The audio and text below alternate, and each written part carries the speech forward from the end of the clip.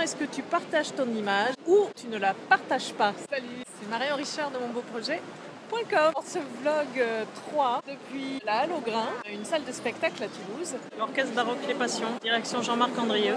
La première personne que j'ai interviewée sur la ville en rose, c'est un webzine culturel toulousain. Et je suis très heureuse de découvrir ce soir cette Passion selon Saint-Jean de Jean-Sébastien Bach avec plus de 300 choristes. Les musiciens sont en train de se mettre en place, de s'accorder.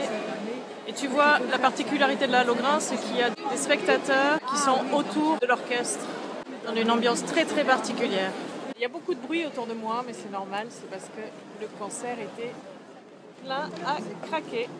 On va pas parler de musique, mais on va parler d'image, en particulier ton image, celle que tu as envie de partager ou que tu n'as pas envie de partager avec ton audience, avec ton public, avec tes clients. C'est un peu compliqué pour la plupart des gens en fait de s'imaginer être filmé. Ce que je remarque aussi, c'est qu'il y a des milieux aussi où les réseaux sociaux sont complètement intégrés dans la pratique quotidienne professionnelle. Et il y a d'autres milieux qui appartiennent à la sphère privée.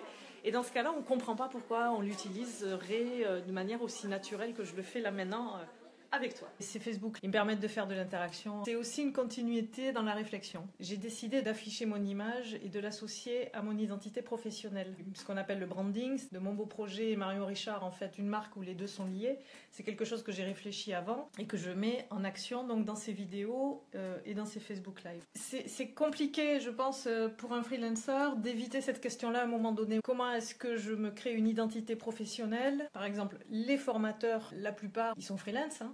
Ils sont en même temps formateurs, consultants souvent. Pour moi, c'est donc naturel de commencer à réfléchir à comment je vais construire mon image de marque. C'est vrai que ça nécessite peut-être un accompagnement. Qu'ils déterminent peut-être quels sont les éléments de leur vie privée qu'ils ne veulent absolument pas communiquer, les éléments de leur vie professionnelle qui doivent aussi rester confidentiels, parce qu'il y en a. C'est évident qu'on ne peut pas donner tous ces secrets, même si je pense qu'il y a des nouvelles manières d'aborder la relation concurrentielle, on ne peut quand même pas tout dire. Et c'est une stratégie à avoir. Voilà, il y a des spécialistes du branding qui sont là pour nous accompagner et je pense qu'on a beaucoup à apprendre d'eux. D'ailleurs, à ce sujet, il y a une conférence sur le personal branding qui est diffusée sur la chaîne YouTube de Étincelle Coworking, qui est le lieu de coworking où je travaille à Toulouse. Donc tu cherches Étincelle comme une étincelle, hein.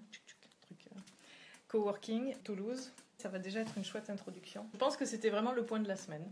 C'est une réflexion qui est en cours pour moi, qui n'est pas arrêtée, et puis qui peut bousculer aussi les lignes intérieures. On peut se sentir mal parce qu'on ne l'a jamais fait, parce qu'on pense qu'on n'a pas le physique de l'emploi, ou bien qu'on a une voix qui ne correspond pas, qui ne nous plaît pas, parce qu'on a peur de ne pas savoir s'exprimer. Enfin, il y a plein de réticences qui font qu'on n'y va pas. Il y a plein d'autres raisons qui devraient faire qu'on y va. Par exemple, que justement, nos fragilités, nos faiblesses, tout ce que nous on considère comme des défauts, c'est, je pense, ce qui va toucher l'autre. Ce qui risque d'attirer le client à nous, c'est parce qu'il sent cette délicatesse, ou bien il sent cette timidité, ou bien il sent ce côté justement sensible.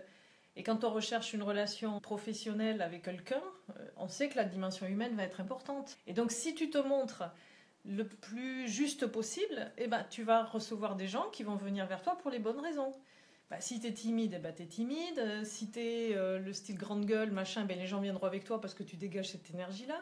Mais au moins, ça sera clair. Plus tu es transparent sur qui tu es vraiment, en faisant fi, bien sûr, de tes petites réticences personnelles, et puis on est bien d'accord dans un contexte professionnel, et plus tu as de chances de trouver la clientèle qui correspond à ça, qui va être OK avec ça. Parce que si, par exemple, tu es quelqu'un de très timide, et puis que tu prends un coach pour t'aider à vaincre ta timidité, puis tu fais une vidéo vachement rentre-dedans. Les gens qui viennent à toi, qu'est-ce qu'ils vont trouver? Ils vont trouver la réalité, ils vont trouver le ou la timide. Ils vont pas trouver le gars ou la nana de la vidéo. Et là, il peut y avoir des petits tirages, on est bien d'accord. Et moi, c'est ça que j'aimerais éviter en utilisant les réseaux sociaux, parce que sur la masse d'informations qu'on transmet jour après jour, on s'approche de plus en plus de la réalité de la personne.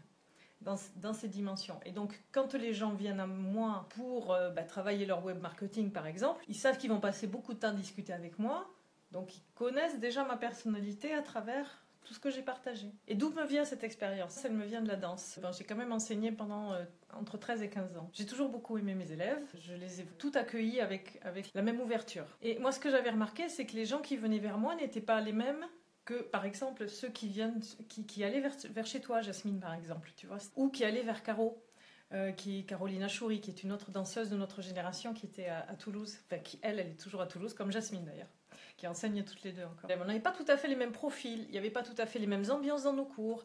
C'est-à-dire que les filles ne créaient pas le même type d'ambiance.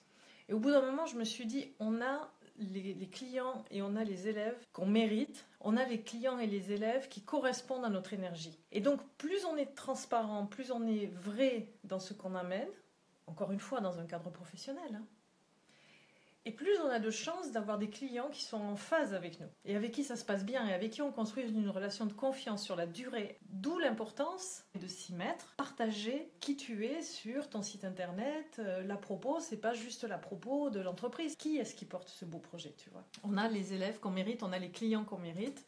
C'est pas juste une donnée comme ça théorique. La première semaine de formation de formateur s'est achevée pour moi en musique. Je suis en distanciel, donc j'ai des exercices à faire, des choses à lire et j'ai des questions qui m'ont été posées par rapport aux premières vidéos, pouvoir intégrer également des éléments de la formation et pouvoir te les restituer. Je te dis à très bientôt, on grandit ensemble. Ciao!